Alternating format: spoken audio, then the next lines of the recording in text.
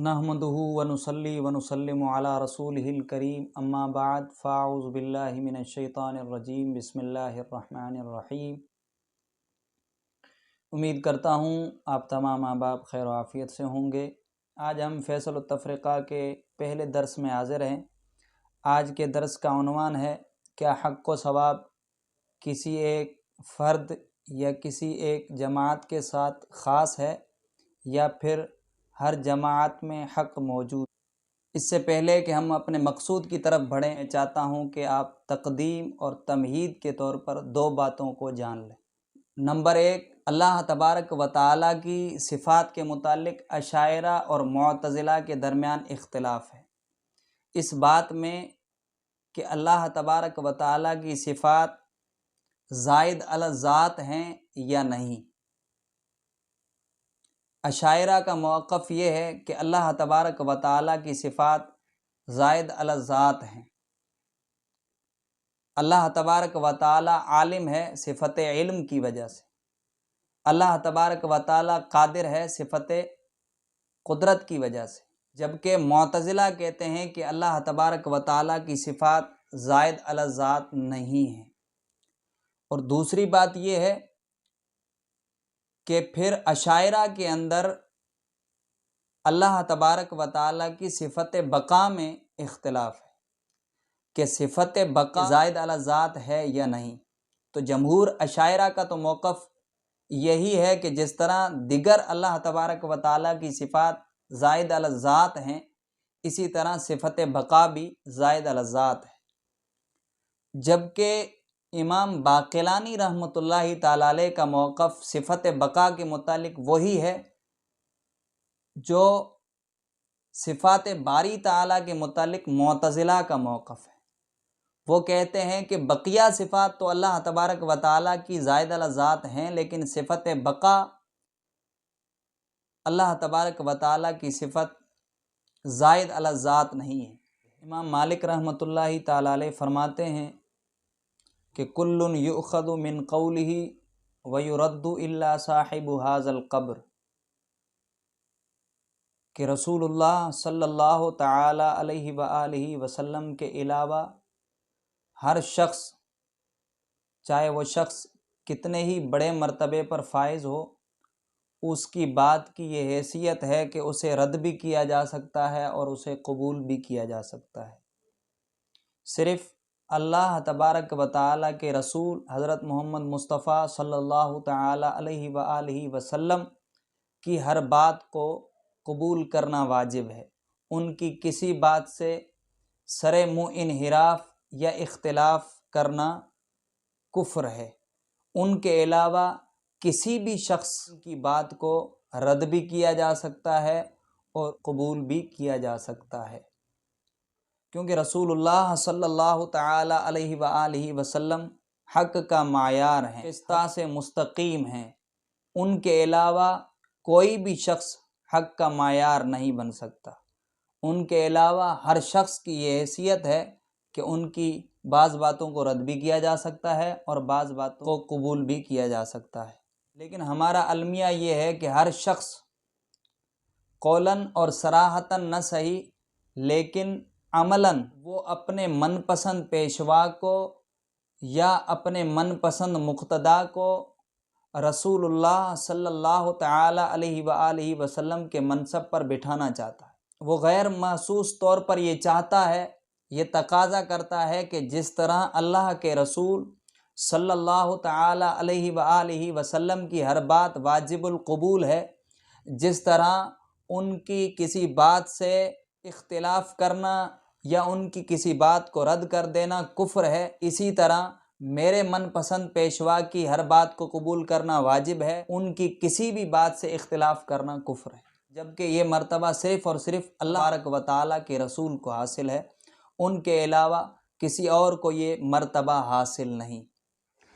امام غزالی رحمۃ اللہ تعالی علیہ اس بات کو کہ حق کو کسی ایک فرد میں یا کسی ایک جماعت میں منحصر سمجھنا درست نہیں ہے، اس بات کو سمجھانے کے لیے وہ ایک عقلی دلیل پیش کرتے ہیں۔ وہ یہ کہتے ہیں کہ اگر کسی شخص کا یہ خیال ہے کہ جس شخص کا مذہب، جس شخص کا نظریہ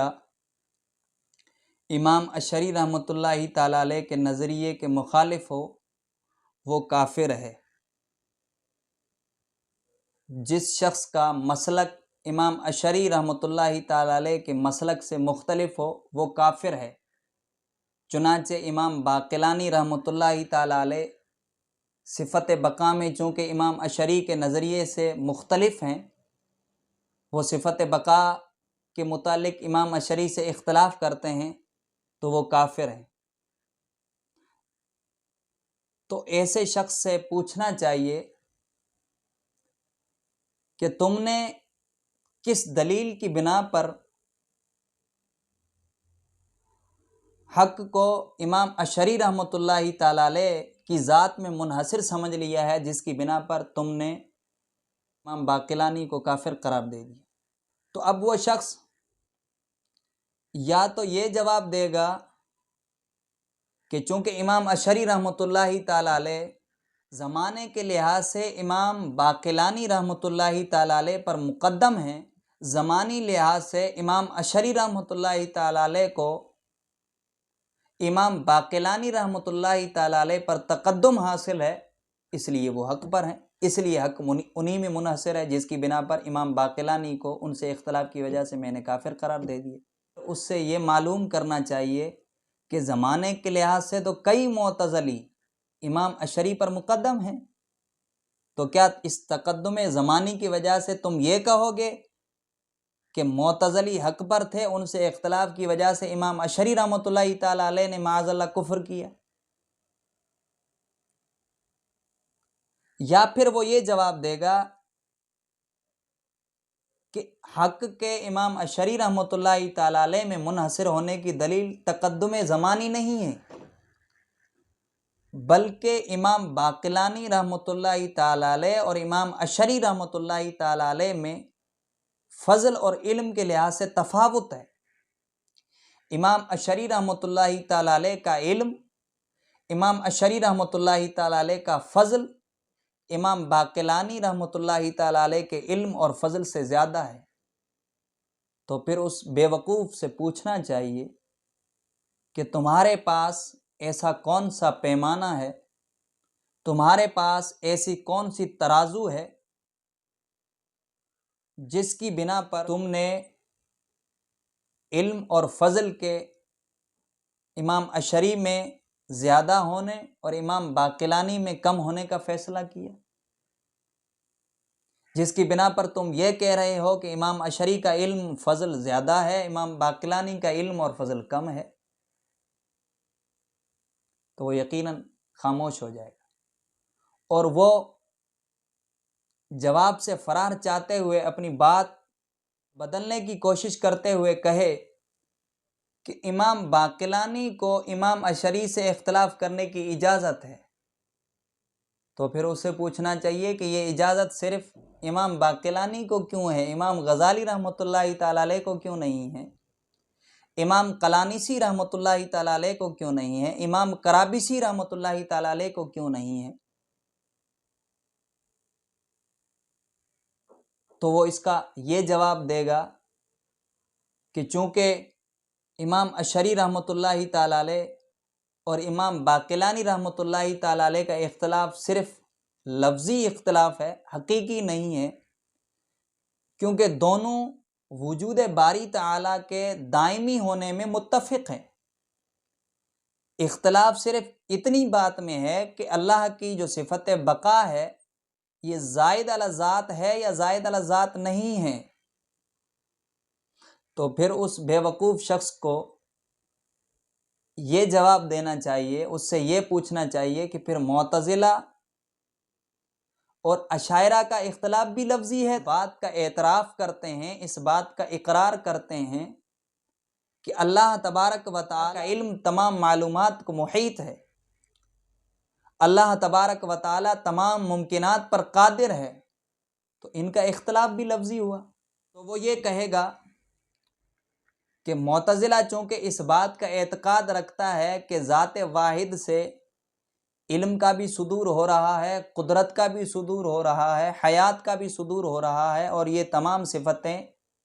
مختلف الحقائق، ان سب کی حقیقتیں مختلف ہیں،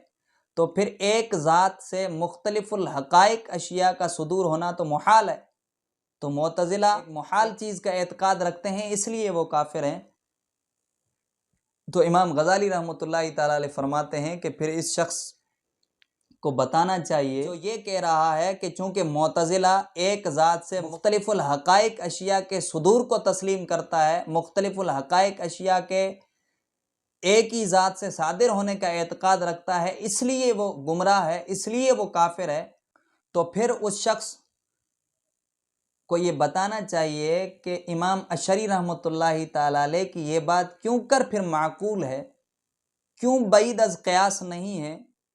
کہ اللہ کی صفت کلام جس کا مرجع اللہ تبارک و تعالیٰ کی ذات ہے، اللہ تبارک و تعالیٰ کی ذات واحد ہے،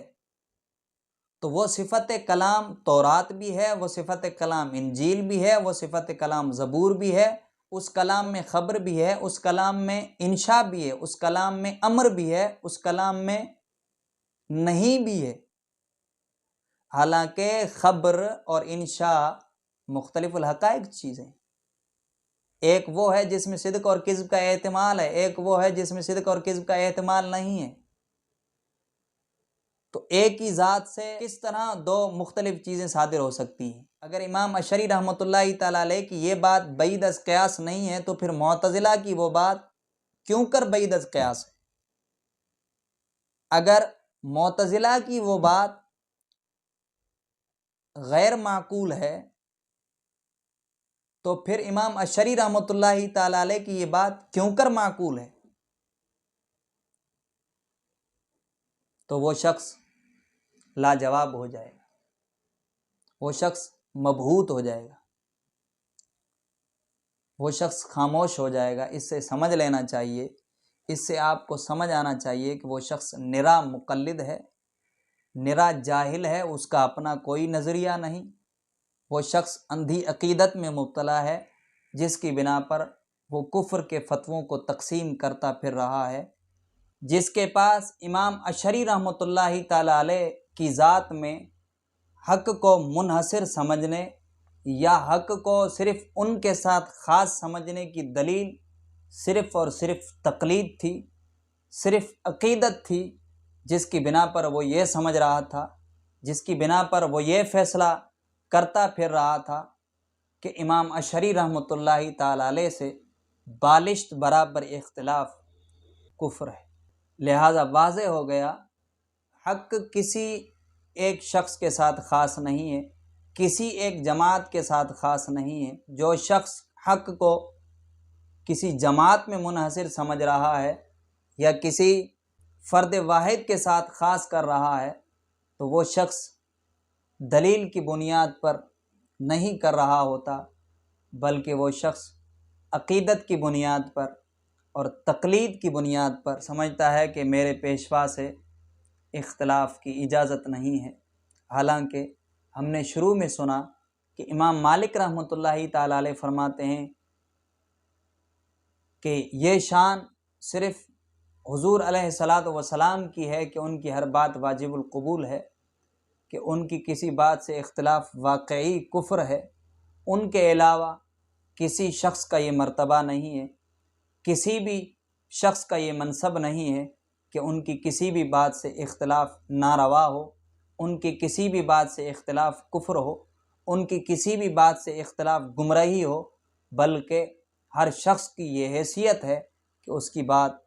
قبول بھی کی جا سکتی ہے اور اس کی بات رد بھی کی جا سکتی ہے۔ اگلی ویڈیو میں پھر ملاقات ہوگی۔ السلام علیکم ورحمۃ اللہ وبرکاتہ۔